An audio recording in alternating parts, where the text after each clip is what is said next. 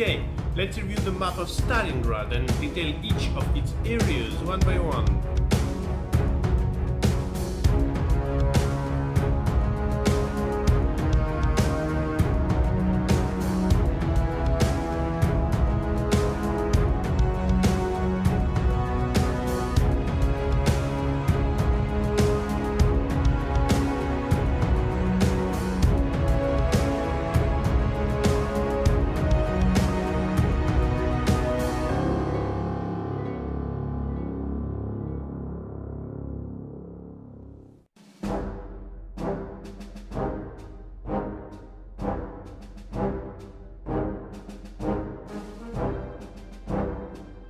The southernmost part of Stalingrad lies between the Elshanka River, beyond which begins the suburb of Minina, and the Tsaritsa River, beyond which is the main downtown area. The significant landmarks in this part of the city: the railway station number 2, also called Southern Station or Stalingrad 2, the grain silos and elevator with a specific rail service line, and the canning factory.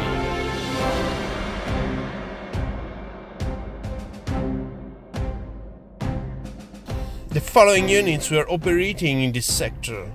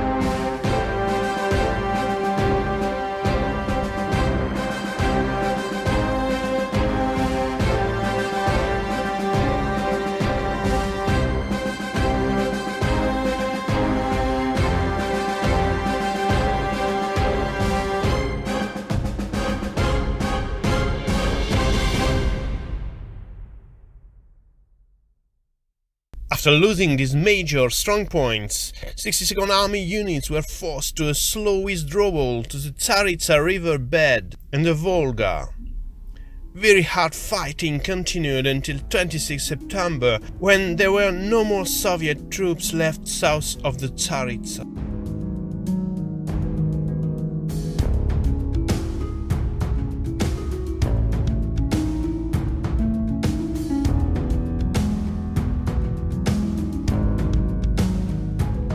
The area between the Tsaritsa River and the Krutoy Ravine is certainly the most emblematic of this battle for Stalingrad, because it comprises a large number of well-known landmarks which were the target of the first German assault inside the city. Right in the Tsaritsa River bed there is a Tsaritsyn bunker, where was located Chuikov's 62nd Army HQ from 14th to 18th September. On the other side, the bunker gives on Pushkin Street, a few yards away from the main city square. Then, of course, we have the central railway station, also called Stalingrad 1, opposite the Foreign Fighters Square with a nearby nail factory and Univermag store. They are only a few hundred meters from the Volga, on the ferry landing stage, the main crossing area for army troops and supplies. If we follow up along the river bank, we find first the huge buildings called the Houses of Specialists, then the State Bank or Gosbank, the brewery, the NKVD buildings, Mill number 4, simply known as the Mill, Pavlov's house and the adjacent 9th January Square, the houses of railway workers, the L-shaped and U-shaped houses. The most furious fighting in this sector lasted from 14th to 26 September, after what the first German offensive was over and almost all of the city center was in German hands. Following units were operating in this sector: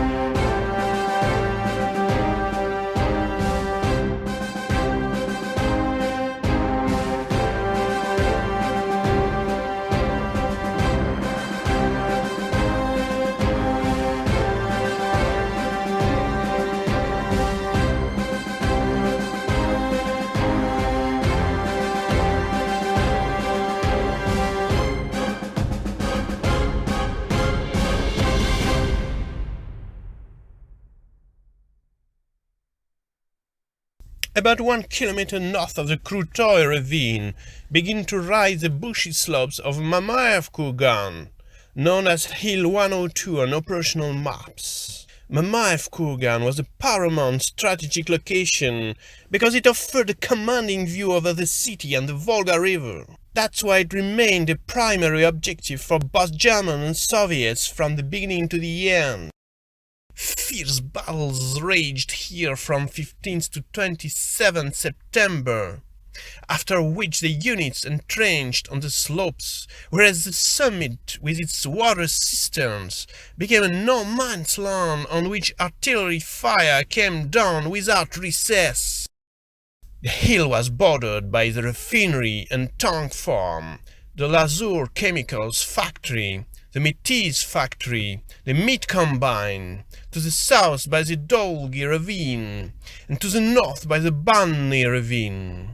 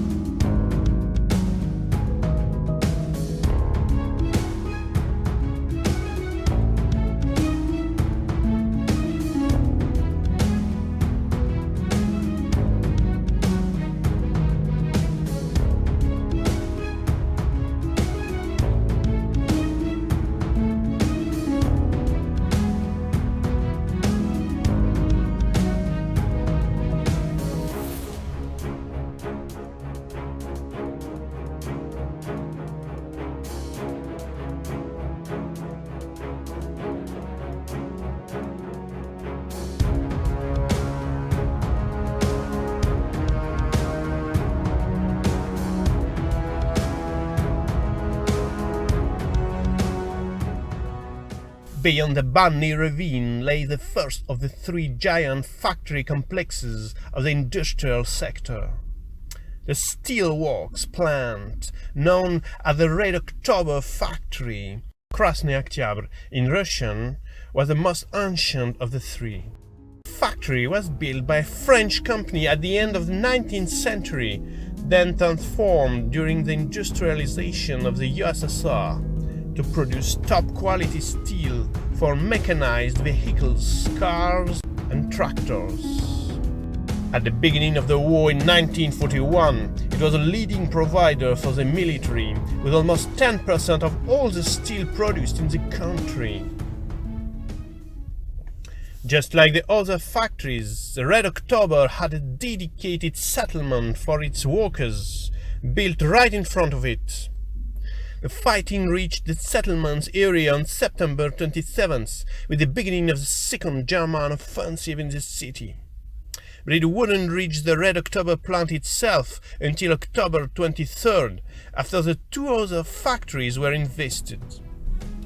62nd Army HQ was located behind the Red October factory for the main part of the battle in Stalingrad, and the sector around was the last major defense area for the Soviets when almost all the city was in German hands.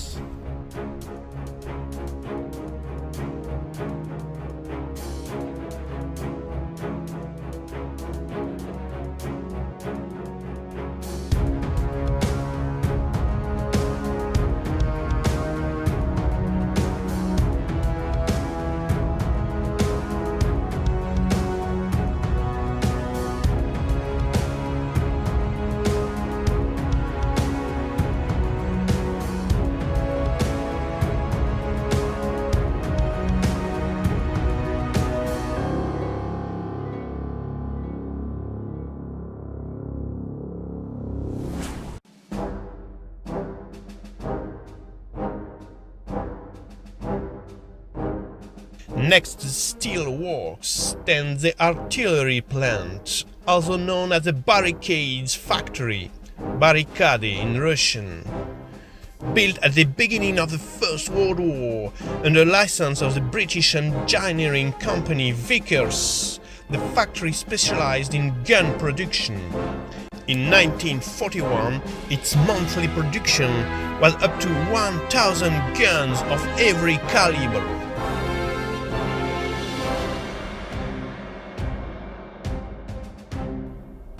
The barricades factory concentrated most of the fighting in second half of October.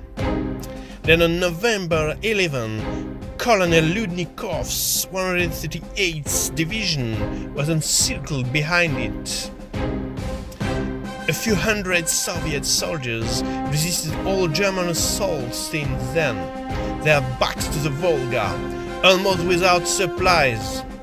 This 500-meter strip of land was known all around the Soviet Union as Ludnikov's Island.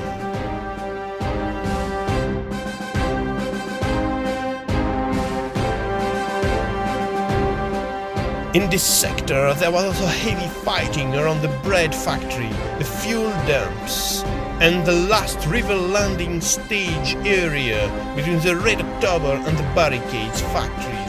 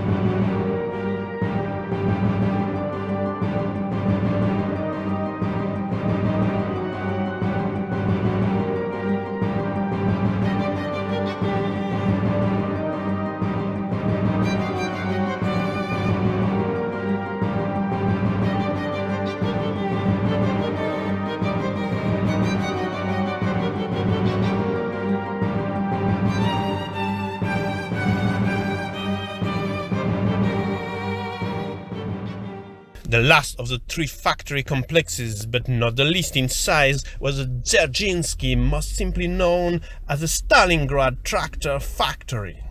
This one was made in USA in the almost strict sense of the word. It was first built in the US, then disassembled, transported to the USSR, and reassembled under the supervision of American engineers in 6 months only. It began producing tractors in 1930 and was soon the main provider in the country. It was converted to tank production as soon as the war began and continued to repair them during the battle in the city. To the last possible moment, tanks were coming out of the factories' repair lines and then right into the fighting which raged nearby, sometimes with factory workers as crew. The fighting in the area of the tractor factory was extremely fierce but didn't last long. The mightiest of all German assaults was unleashed there on October 14, and on the 16th all the sector was under German control.